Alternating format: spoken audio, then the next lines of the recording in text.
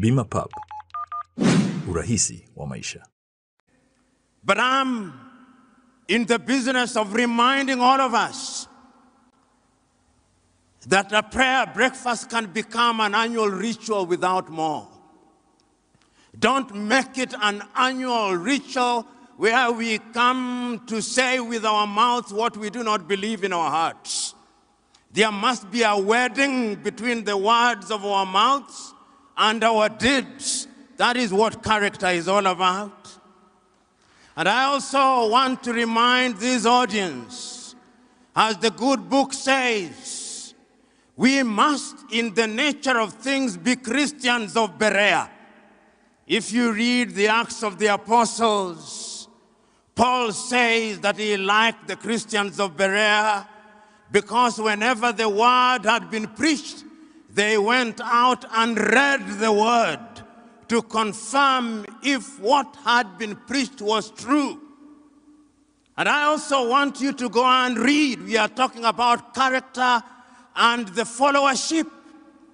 Throughout the ages, men and women have followed evil men. And these are those days that we must warn ourselves. I am encouraging you, if you are a Christian of Berea, go and fact-check what I'm saying.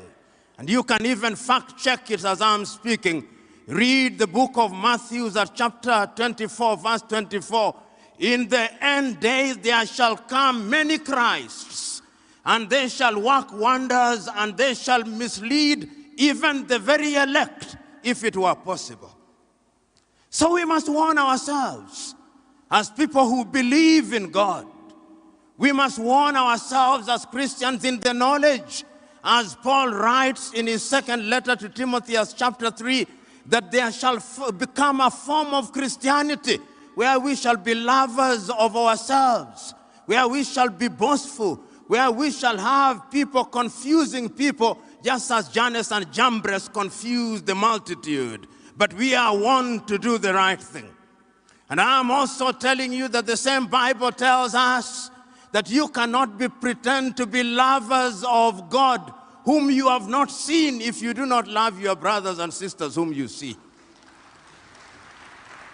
You know, when we talk about character, we are talking about serious business. When we talk about prayers, we are talking about serious business. When my good friend Godfrey was asking people to pray, I'm making some of you uncomfortable, and that is my intention. When he was asking people to pray, he asked several people to pray, and everybody came. And I was asking myself, why must 5 people pray? Why can't it be 1? Why? They all said the same thing. Why can't 1 person pray? 3 members of parliament had to pray. Why? Is God deaf? Must we repeat things to God? Are we like the latter-day Pharisees who pray that men may listen to us? Let us not use prayer breakfast to mock God. Let us use prayer breakfast to say that which is right and to speak the truth to all of us. I'm saying all these because we must say it, because we must not shy away from the truth. You know, before I turn to my subject for 5 minutes, when Christ himself is asked, teach us how to pray, he prays in less than a minute. Our Father who art in heaven, hallowed be thy name. Thy will be done on earth as it is in heaven. Give us this day our daily bread. Full stop, he has prayed. All these things that we are in the business of asking, God knows before you ask. If he can number the hair on your head, if he knows your thoughts before you say them, don't be like Pharisees. Let us warn ourselves, and let us remind ourselves, as I said yesterday, prayer without action is superstition. We must act. We must do the right thing. Then I've been asked in the context of character to say why Africa is attractive throughout the ages. Africa has always been attractive. It was attractive to the Greeks. They came here and they created their philosophy. Then they called it Greek philosophy. The Romans were here. Christ himself, in the days of adversity, came here. Muhammad, the founder of Islam, was here. The Chinese were here. The Arabs were here. The Portuguese were here. The Spaniards were here. The Dutch were here. The Danes were here. The English were here. The French were here. The Germans were here. This is the mother continent. It is the cradle of humanity. And whenever they have come here with religion, which they have manipulated. And I want to submit and agree with Desmond Mpilo Tutu that God is not a Christian. No, God is not a Christian. God is too big to be contained in human-made religion. God is not a Muslim. God is not a Hindu. God is not a Buddhist. I remember at one time, in the dramatization of the life of Mahatma Gandhi by Richard Attenborough, he was asked, "Are you a Hindu?" He said, "No.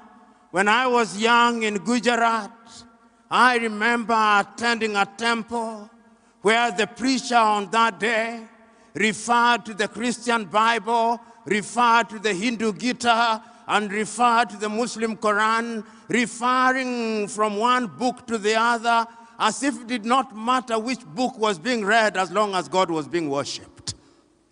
And I believe that that is the God that we are worshiping.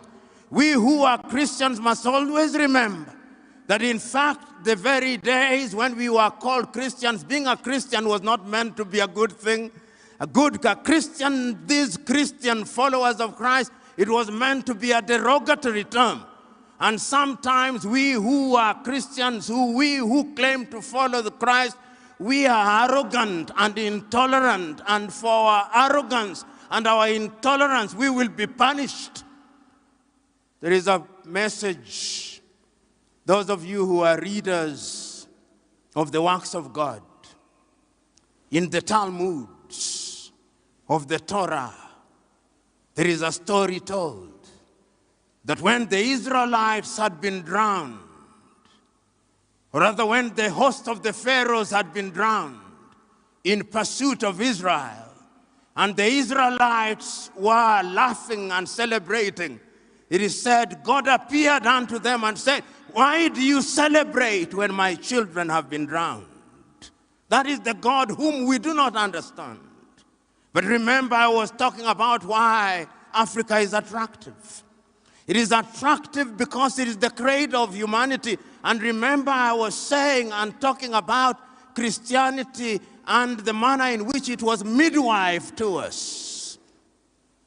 Do you know that Christianity was used to justify slavery?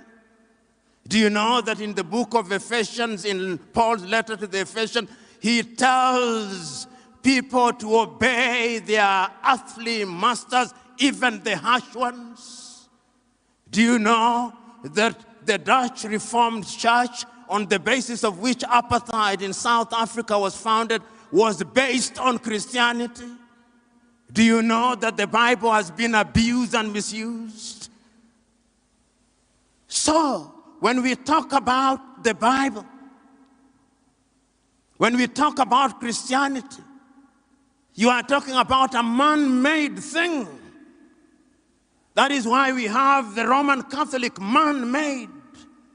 That is why we have the Anglican man-made to allow King Henry VIII to marry. They are going to have a schism in the church sooner rather than later because of LGBTQ. Man-made.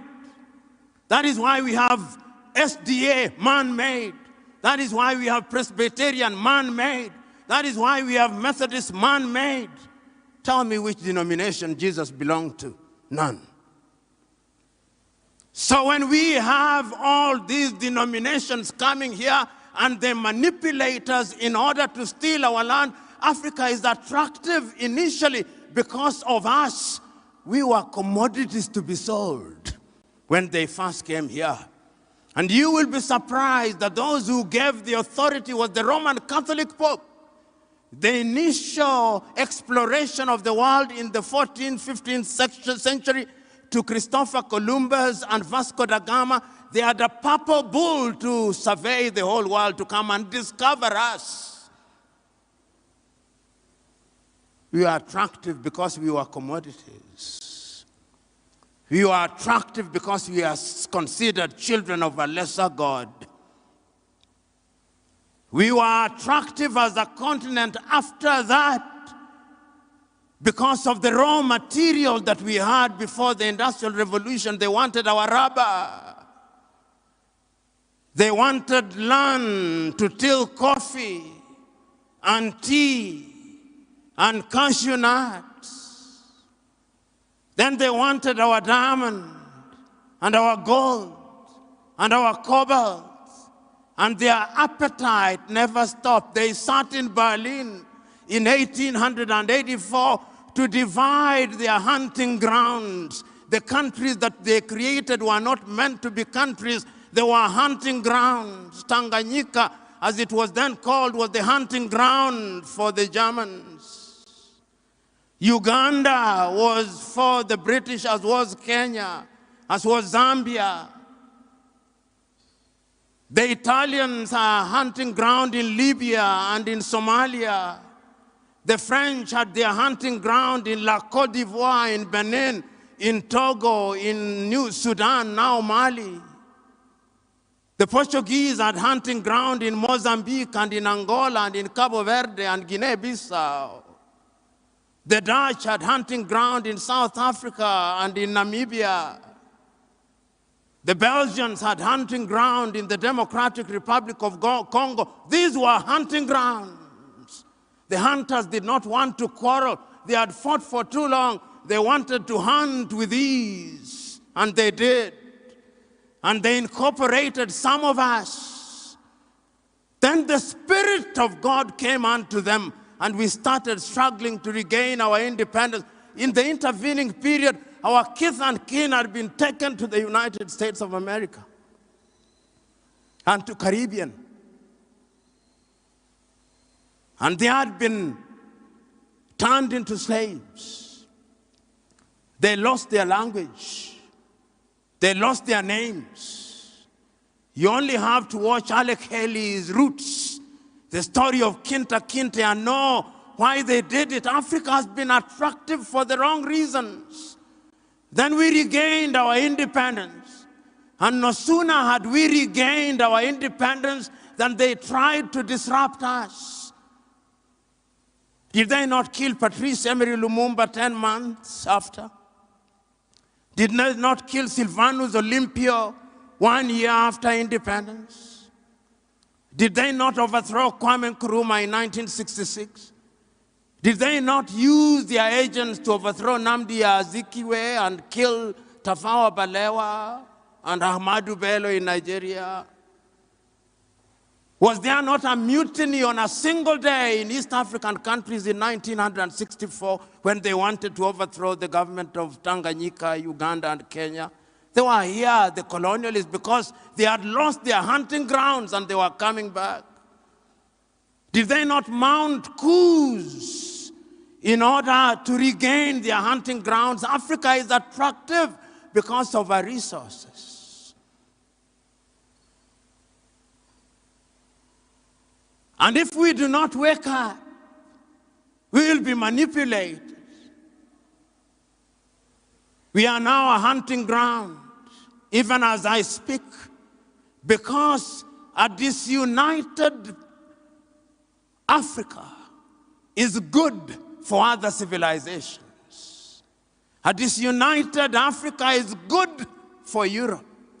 A disunited Africa is good for the United States of America. A disunited Africa is good for China. It is good for Russia. It is good for the Arabs. It is good for the Turks. In Kiswahili wanasema vita vya panzi furaha ya kunguru. So when we are in that state, we can be manipulated. And we are being manipulated. When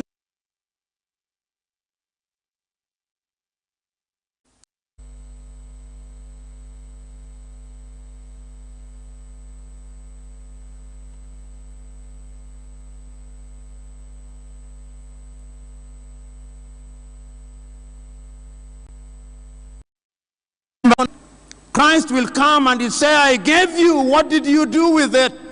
And we'll say that we are praying and fasting. No, he will not listen to us. The last time I checked, Paul was preaching, praying, and writing letters, and also making tents. Which is the tent that you are making? I can go on and on, but your attention span has suffered and is suffering. So I must conclude. I conclude by telling us that we have lamented for too long as Africans. We have blamed others for too long. The time is now to blame ourselves. For nearly 60 years, we have elected in many countries men and women who ought not to be elected. I remember in 1995, when the great Mwalimu Nyerere was invited at a meeting of his party, Chama cha Mapinduzi, to give his ideas on who ought to be elected as the third president of the United Republic of Tanzania. Mwalimu said many things, but among the things that he said was character. Who do you elect? The African electorate's affinity to thieves is without rival in this world.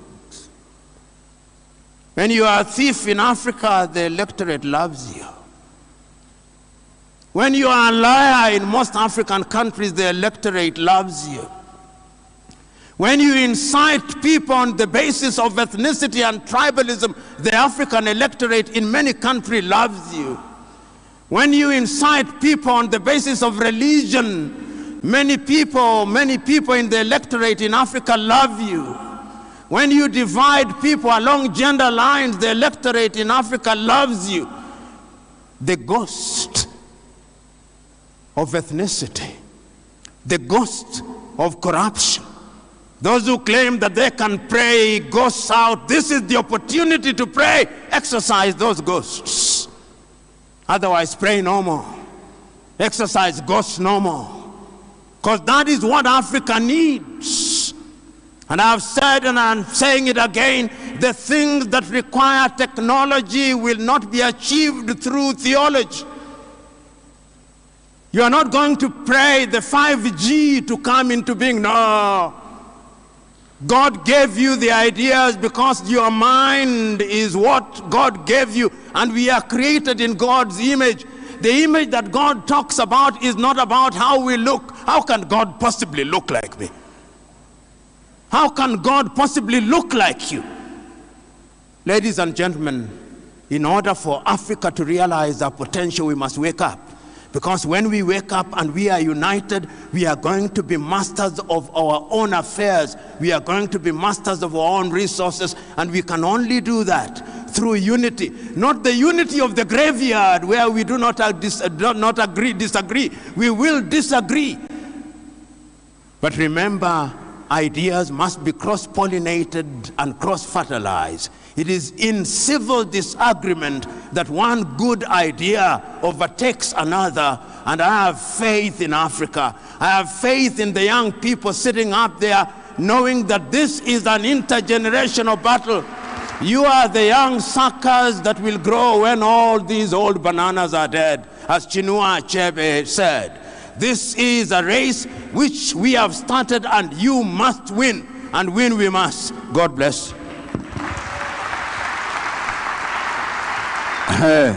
Naomba hebu tusimame tumpe makofi mengi sana Patrice Lumumba. akiitetea Afrika. Watu wamezaliwa duniani bwana. Naomba tukae. Mheshimiwa mgeni rasmi, huu ndio sauti ya Mwafrika. Afu Lumumba, Mungu amekupa sauti ya ajabu sana. The Portuguese were here. The Germans were here. The Britons were here. Huyo ndio Patrice Lumumba. Mpeni makofi mengi tafadhali. Kwa nini Afrika inavutia toka zamani? Walitaka mali zetu, walitaka akili zetu, na sasa wanatupora. Wamemaliza utamaduni wetu, na sisi tunaofuata utamaduni wao. Tumekwisha. Anasema sasa ni wakati wa kujikosoa na sio kuwakosoa wengine. Piga makofi mengi sana kwake. Mheshimiwa mgeni rasmi. Amiri.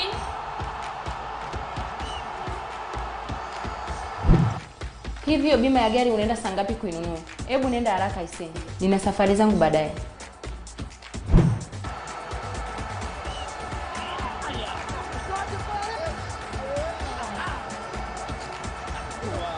Hivi wewe bado unafanya nini mundani? Sister, nimeshanunua tayari. Acha utani. Umenunua wapi? Mbona sikuelewi? Huwa natumia bima ya Prof kununua bima kwa urahisi na uharaka. Angalia simu yako hapo, kutumia cover note kitambo. Tumia bima Prof kwa kupiga nyota 150 nyota 51 alama ya reli, au kwa WhatsApp tuma neno bima Prof kwenda namba 0764166066 ujipatie bima.